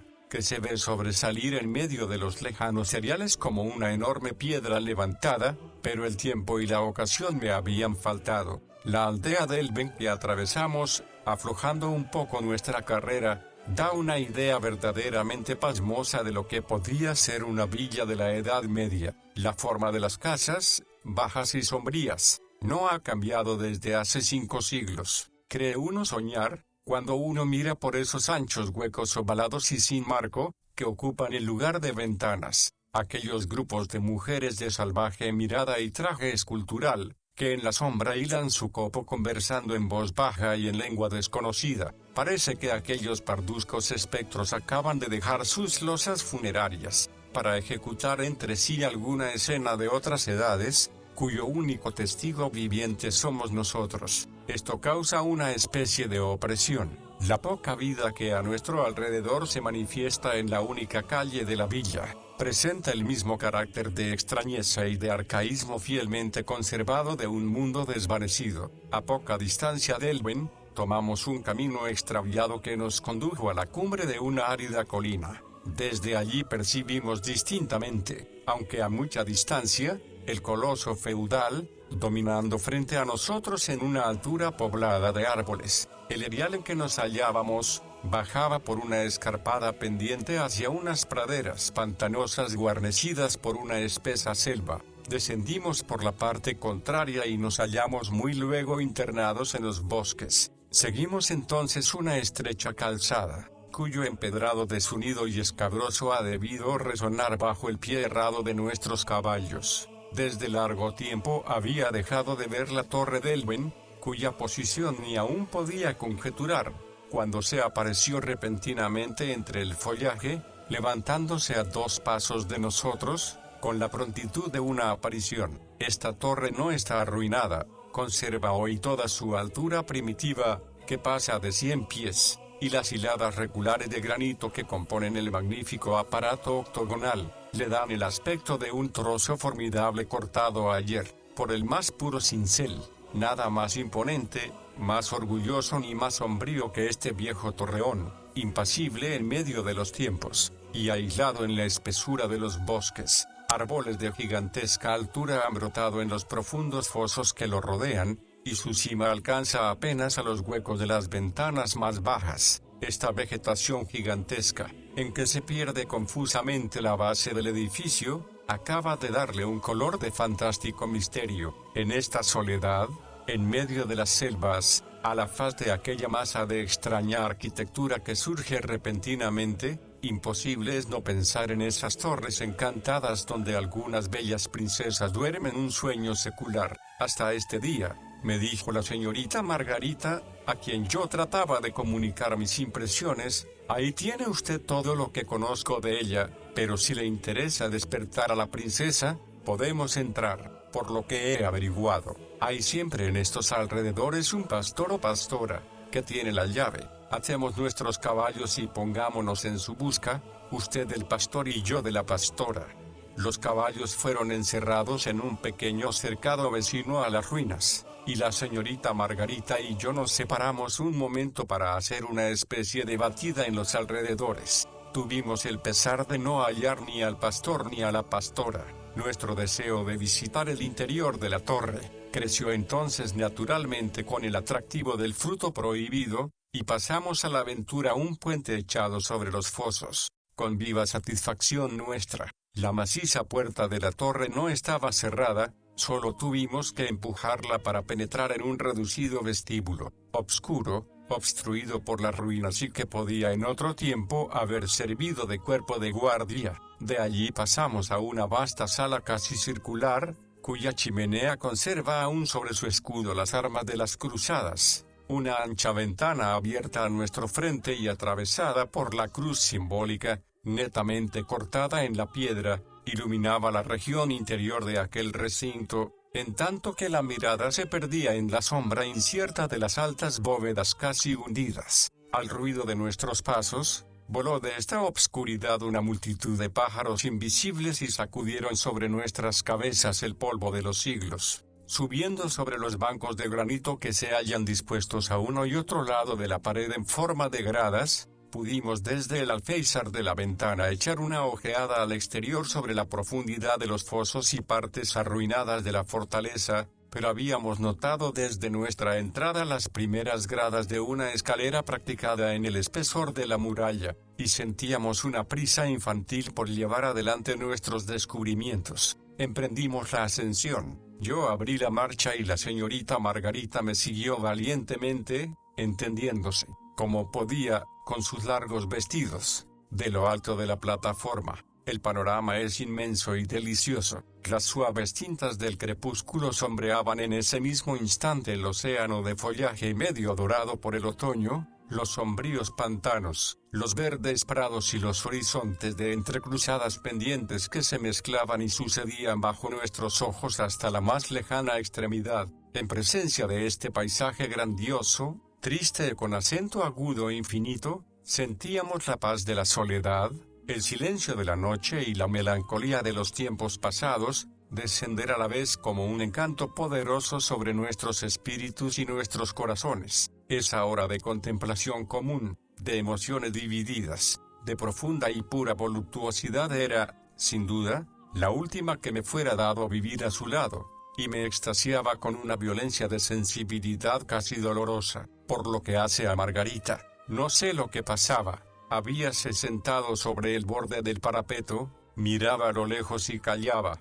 Yo no oía sino el soplo un poco precipitado de su aliento. No podré decir cuántos instantes se pasaron de este modo, cuando los vapores se condensaron en la parte superior de las praderas más bajas, y los últimos horizontes comenzaron a borrarse en la sombra creciente. Margarita se levantó. «Vamos», dijo a media voz, y como si una cortina hubiese caído sobre algún sentido espectáculo. Esto acabó. Luego, comenzó a descender y yo la seguí. Cuando quisimos salir de la torre, grande fue nuestra sorpresa al hallar cerrada la puerta. Al parecer, el joven guardián, ignorando nuestra presencia, había dado vuelta a la llave, mientras nos hallábamos en la plataforma. La primera impresión fue la de la alegría. La torre era decididamente una torre encantada. Hice algunos esfuerzos vigorosos para romper el encanto, pero el pestillo enorme de la antigua cerradura estaba sólidamente asegurado en el granito y tuve que renunciar a desprenderlo. Volví entonces mis ataques contra la puerta misma, pero los goznes macizos y los tableros de encina chapeados de hierro opusiéronme la resistencia más invencible. 2 o 3 morrillos que tomé de los escombros y lancé contra el obstáculo, no consiguieron sino hacer vacilar la bóveda y destacar de ella algunos fragmentos, que vinieron a caer a nuestros pies. Corrí entonces a la ventana y di algunos gritos, a los que nadie respondió. Durante 10 minutos, los renové de instante en instante con el mismo éxito, al mismo tiempo que aprovechábamos apresuradamente las últimas luces del día para explorar minuciosamente todo el interior de la torre, pero excepto la puerta, que se hallaba como murada para nosotros, y la gran ventana, que un abismo de cerca de 30 pies separaba del fondo de los fosos, no pudimos descubrir salida alguna. Entretanto, la noche acababa de caer sobre los campos, y las tinieblas habían invadido la vieja torre. Algunos reflejos de luna penetraban solamente por el alféizar de la ventana y blanqueaban oblicuamente la piedra de las gradas. La señorita Margarita, que poco a poco había perdido toda apariencia de buen humor, dejó aún de responder a las conjeturas más o menos verosímiles con que trataba de engañar sus inquietudes. Mientras ella se mantenía en la sombra, silenciosa e inmóvil, yo estaba sentado en plena claridad sobre la grada más próxima a la ventana. Desde allí arrojaba aún por intervalos un grito de llamada, pero para decir la verdad, a medida que el éxito de mis esfuerzos se hacía más incierto, me sentía presa de una alegría irresistible. Veía en efecto realizarse, para mí, repentinamente, el sueño más eterno y más imposible de los amantes. Me hallaba encerrado en el fondo de un desierto y en la más estrecha soledad, con la mujer que amaba. Por largas horas no habría allí, sino ella y yo en el mundo, sino su vida y la mía. Pensaba en todos los testimonios de dulce protección y de tierno respeto, que iba a tener el derecho y el deber de prodigarla. Representábame sus temores calmados, su confianza, su sueño. Me decía con un encanto profundo, que aquella noche afortunada, si no podía darme el amor de aquella criatura querida, iba al menos a asegurarme para siempre su más inquebrantable estimación. Cuando me abandonaba con todo el egoísmo de la pasión a mi secreto éxtasis, del que es fácil se dibujara algún reflejo en mi fisonomía, fui despertado repentinamente por estas palabras, que me eran dirigidas con voz sorda y en un tono de afectada tranquilidad. Señor Marqués de Champsey, ¿ha habido muchos cobardes en su familia antes que usted? Levantéme y volví a caer de nuevo sobre el banco de piedra, clavando una mirada estúpida en las tinieblas en que entreveía vagamente el contorno de la joven. Una sola idea se me ocurrió, pero una idea terrible, era que el miedo y el pesar la turbaran el cerebro y que fuera a enloquecer. Margarita, exclamé sin saber lo que decía. Esta palabra acabó sin duda de irritarla. Dios mío, qué odioso es esto, replicó. Qué cobarde, sí, lo repito, qué cobarde. La verdad empezaba a manifestarse a mi espíritu. Descendí uno de los escalones. ¿Qué es lo que hay, pues? le dije fríamente. ¿Es usted, respondió con una brusca vehemencia, quien ha pagado a este hombre, a ese niño, o lo que sea, para que nos aprisione en esta miserable torre? Mañana estaré perdida, deshonrada en la opinión y no podré pertenecer sino a usted. He ahí su cálculo, no es verdad, pero se lo aseguro, no tendrá mejor éxito que los otros. Me conoce aún muy imperfectamente si cree que no preferiría el deshonor, el claustro, la muerte, todo, a la abyección de ligar mi mano y mi vida con la suya. Y aun cuando este ardid infame tuviera éxito, aun cuando tuviese la debilidad, que ciertamente no tendré, de entregarle mi persona, y lo que le importa más, mi fortuna, en cambio de ese bello rasgo de astucia, ¿qué especie de hombre es usted? Dígame, ¿de qué fango ha salido, para querer una fortuna y una mujer adquiridos a ese precio? Hasta gracias debe darme de que no acceda a sus deseos, son imprudentes, créamelo, pues si alguna vez la vergüenza pública me arrojara en sus brazos le despreciaría de tal modo, que aplastaría su corazón. Sí, aun cuando fuese tan duro, tan helado como estas piedras, yo le sacaría sangre. Yo le haría brotar lágrimas. Señorita, dije con toda la calma de que pude disponer, le suplico que se recobre, que vuelva a la razón, le aseguro por mi honor, que me ultraja, tenga a bien reflexionarlo. Sus suposiciones no reposan sobre ninguna verosimilitud. Yo no he podido preparar de ninguna manera la perfidia de que me acusa, y sobre todo, aunque lo hubiera podido, cuando le he dado el derecho de creerme capaz de ello. Todo cuanto sé de usted me da ese derecho, exclamó cortando el aire con su látigo. Es menester que le diga una vez por todas, lo que tengo en el alma. Hace largo tiempo, que ha venido a hacer a nuestra casa bajo un nombre, y bajo un carácter supuesto. Mi madre y yo éramos dichosas, estábamos tranquilas. Usted nos ha traído una confusión, un desorden y pesares, que nosotras no conocíamos. Para alcanzar su fin, para reparar las brechas de su fortuna, ha usurpado nuestra confianza, ha hecho trizas nuestro reposo, ha jugado con nuestros sentimientos más puros, más verdaderos y más sagrados. Ha estropeado y destrozado nuestros corazones sin piedad. Ve ahí lo que ha hecho, o querido hacer.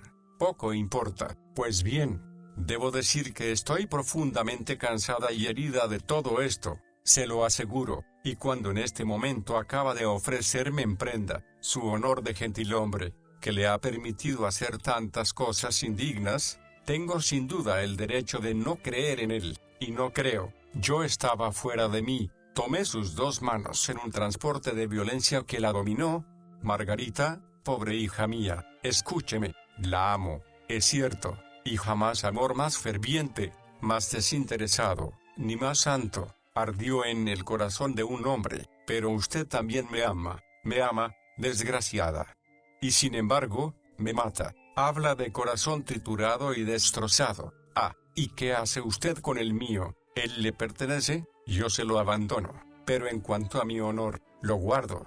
Está intacto. Y antes de poco le forzaré a reconocerlo, y sobre ese honor, le juro que si muero me llorará, y que si vivo, jamás. Por mucho que la adore, aun cuando la viese de rodillas ante mí, jamás sería mi esposa, a menos que usted fuese tan pobre como yo, o yo tan rico como usted. Y ahora, proceda, pida a Dios milagros porque ya es tiempo. La rechacé entonces bruscamente lejos del alféizar de la ventana y me lancé sobre las gradas superiores. Había concebido un proyecto desesperado que ejecuté en el instante con la precipitación de una verdadera demencia. Como he dicho antes, la cima de las hayas y de las encinas, que se levantan en los fosos de la torre, se elevan hasta el nivel de la ventana. Con ayuda de mi látigo doblado, atraje a mí la extremidad de las ramas más próximas. Tomé una a la ventana y me lancé en el vacío. Oí mi nombre, arriba de mi cabeza Máximo, proferido repentinamente con un grito desgarrador. Las ramas de que me había agarrado se inclinaron en toda su largura hacia el abismo. Hubo un crujido siniestro, estallaron bajo mi peso, y caí rudamente sobre el suelo. Supongo que la naturaleza fangosa del terreno amortiguó la violencia del choque, pues me sentí vivo aunque herido. Uno de mis brazos había dado sobre el declive de material del cimiento y sentía un dolor tan agudo, que mi corazón desfallecía. Experimenté un corto aturdimiento. Fui despertado por la voz desesperada de Margarita. Máximo, Máximo.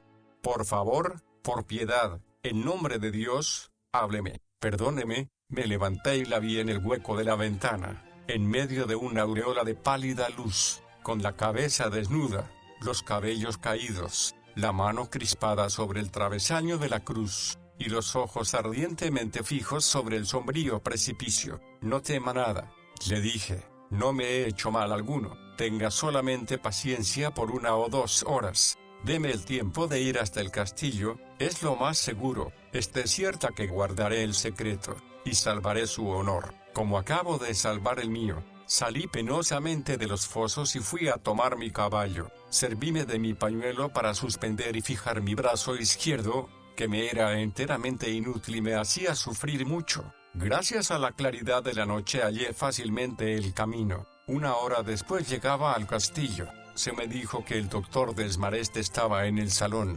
Me apresuré a presentarme a él, y hallé allí como 1 docena de personas, cuyo continente acusaba su estado de preocupación y de alarma. Doctor, dije alegremente al entrar, mi caballo acaba de asustarse de su sombra, me ha tirado en el camino, y creo tener el brazo izquierdo estropeado. ¿Quiere usted verlo, como estropeado?, dijo el señor Desmarest, después de desatar el pañuelo. Si lo tiene completamente roto. Pobre hijo mío. La señora de Laroque arrojó un débil grito y se aproximó a mí. Vaya, que esta es una noche de desgracias, dijo. Fingí sorprenderme. Pues qué, ¿hay alguna otra cosa aún?, exclamé. Dios mío, temo que haya sucedido alguna desgracia a mi hija. Salió a caballo a las 3, son las 8, y aún no ha vuelto, la señorita Margarita. Pero si la he encontrado. ¿Cómo? ¿Dónde? ¿Cuándo?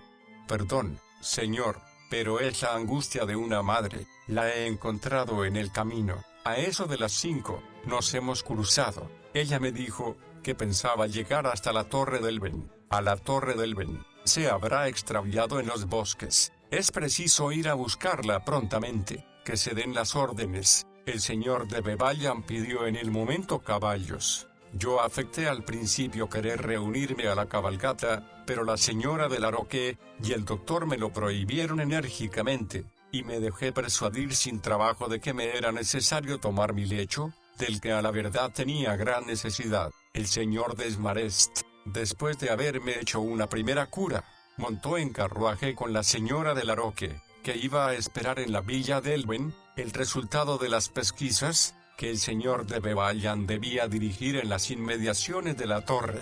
Eran cerca de las 10 cuando Alem vino a anunciarme que la señorita Margarita había sido hallada. Me contó la historia de su aprisionamiento sin omitir ningún detalle, salvo, como es de suponer, los que solo la joven y yo debíamos conocer.